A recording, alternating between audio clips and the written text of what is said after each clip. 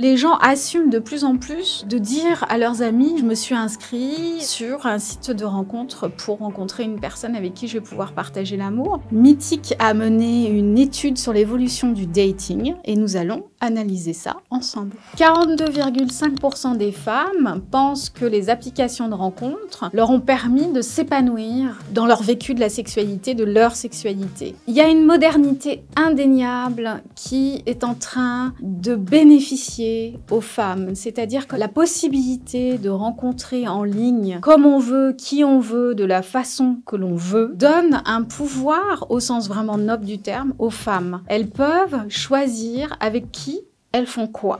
Durant le confinement, 39% des célibataires ont opté pour un premier rendez-vous en visio. Il n'y avait rien d'autre de possible et les célibataires ne voulaient pas s'avouer vaincus et voulaient continuer à rencontrer. Et ça a permis aux gens de découvrir ce que c'est que prendre son temps. Et les rencontres ont été plus savoureuses, colorées, profondes, riches et sincères. 83% des célibataires aiment rencontrer en ligne des personnes qui ont d'autres hobbies, d'autres passe-temps qu'eux. Au siècle d'avant, on rencontrait des personnes d'une même communauté, d'une même culture, avec les mêmes passe-temps. Aujourd'hui, les gens sont plus ouverts et curieux de rencontrer des personnes qui viennent de cultures différentes, qui s'intéressent à des choses différentes. Les gens savent que ça les enrichisse, ça les rend plus généreux aussi et davantage dans l'acceptation de l'autre. Je trouve que c'est quelque chose de très positif. Il y a une évolution dans la recherche des célibataires qui concerne le physique. Il y a vraiment une demande qui s'appuie plus sur la valeur de la personne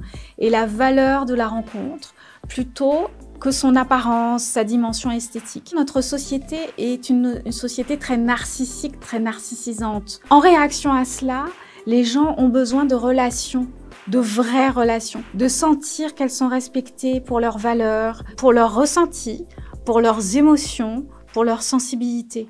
Depuis 2014, nous avons observé une baisse de 50% de désir de mariage chez les célibataires. La notion d'engagement est différente aujourd'hui. Il y a des personnes qui ont besoin de s'engager d'une manière assez normée parce qu'elles ont besoin d'être rassurées. Ça les cadre, ça les structure. Puis il y a d'autres personnes qui ont envie de créer leur propre forme d'engagement. Les générations précédentes ont beaucoup souffert de la norme.